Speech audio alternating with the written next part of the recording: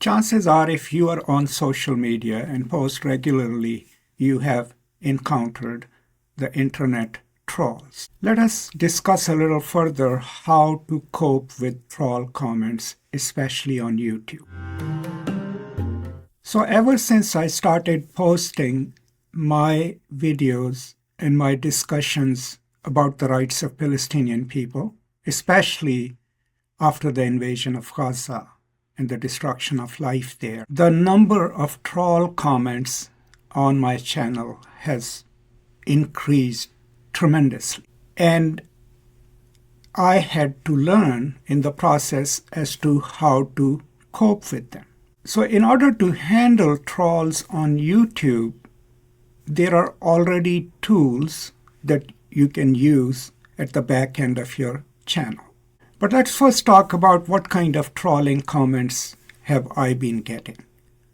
So the first one is the simplest form of trolling, which is labeling, right? So you'll just get a comment that says you are this, right? You post a video about what's happening to Gazan children, you'll get a comment, oh, you are this, right? You'll get a label. That's fine, right? Another kind of comment that usually the trolls do post is deflection, right? And whataboutism, where they will say, but what about this? You're talking about this, but you didn't talk about that. The third one is usually redirection, pointing to, oh, this is what was done to us. So in a way, giving a justification of, oh, these children do this, hence this is justifiable. Now, what is the purpose of a troll? That's an important thing to keep in mind, right? Why are they posting these comments on your video? So obviously the purpose is to unsettle you and to start a conversation which they have no interest in, but they want to sap your energies, right? And monopolize the conversation, take it away from where it was, right? It degrades the quality of conversation in the comments. And it also emotionally affects you. You know, you're human. And if you're getting hate in the comments, it might discourage you from doing what you do or from doing what you're doing. The purpose is to destroy your peace of mind and to degrade the quality of conversation that's happening under any given video, right? So if we know the mission of a troll, which is to disrupt the conversation, to just be hateful and to discourage you from speaking the truth or from producing more videos on the topic that you are producing videos on. In my case, videos on the plight of the Palestinian people. So, you know, how to go about dealing with it. So first of all, this is not Twitter, it's YouTube. So it's not an open house for anyone to come and say whatever they want.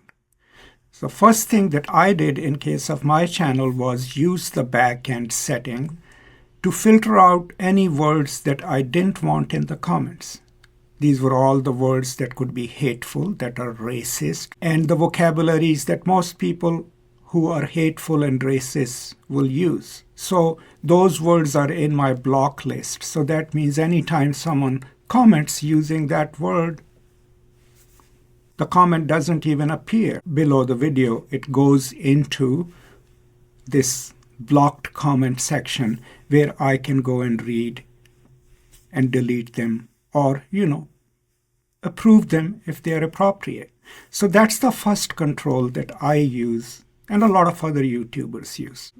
The other one, which is for me the most important, is that somehow you look at the comments and you see this person is repeatedly saying the same hateful thing, then you can use the hide user function in YouTube, which I have been using. I just hide them. And so that means if they post anything else, I don't see it. And they don't know that they are hidden. They just keep talking to themselves. So you kind of put them in their own private troll hell, right? With only themselves to talk to. And Sometimes if a comment slips through and I look at it and it's hateful to me or to the people that I'm speaking in solidarity with, then I just go and remove it and hide the user. Now, I understand, some people would think, oh, you are not engaging with people and you're blocking them. Well, the thing is, that's the point. What a troll wants is for you to engage with them in an argument that has got nothing to do with you have presented, and thus sap your emotional energies, and in the process, degrade the conversation under the video. A troll is not interested in honest discussion and dialogue. By the very nature of the trolling function, it's meant to goad you into an emotional and often an irrational response. And most of the times, these are not even people, these are bots. So if you get involved in an argument with a troll, you don't even know if you're talking to a human being or a machine. Most experts on internet conversations and quality of internet interactions will tell you that it is of no use to get engaged in a debate with a troll. Because if you do that, they have, in a way, succeeded in goading you into a pointless conversation, which is deflected onto other topics, which doesn't even deal with what you said in a specific video. And in the process, it will sap your energies. So if you're like me and you have decided to start adding your opinion to what's happening in the world, to what's happening in Gaza, you already know that you're entering a perilous terrain. What you say and how you say it won't just matter to people who are watching it. It will have implications for you in the job market. People will label you. So it's not a light decision for me or for anyone else who enters this terrain. It's a highly contested terrain with powerful constituencies trying to stymie our speech, right, or silence us, or even harm us in the long run. That goes without saying. You're already entering a contested domain where you're speaking for a silenced group who are under occupation and under attack, and you are against the resources and the symbolic and material power of a state.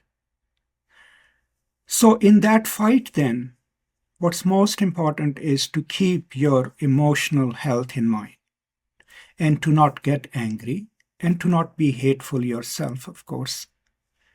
But one important thing, in my opinion, now that I've experienced it extensively, is to not get engaged in worrying about or debating the trolls.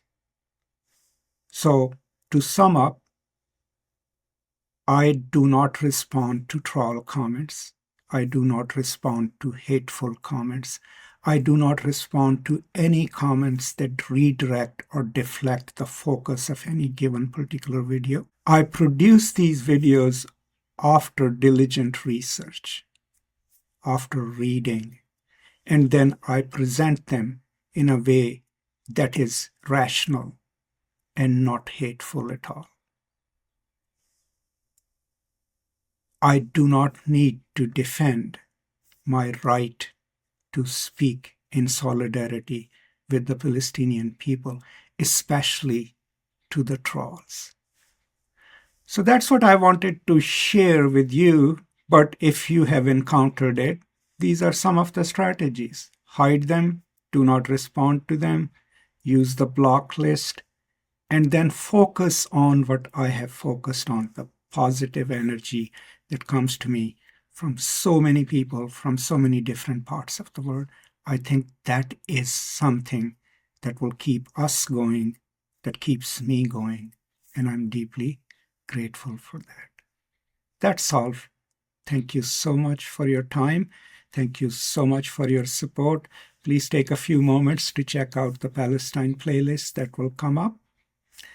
Stay safe, take care of each other, and I will now see you next time. Until then, peace and love.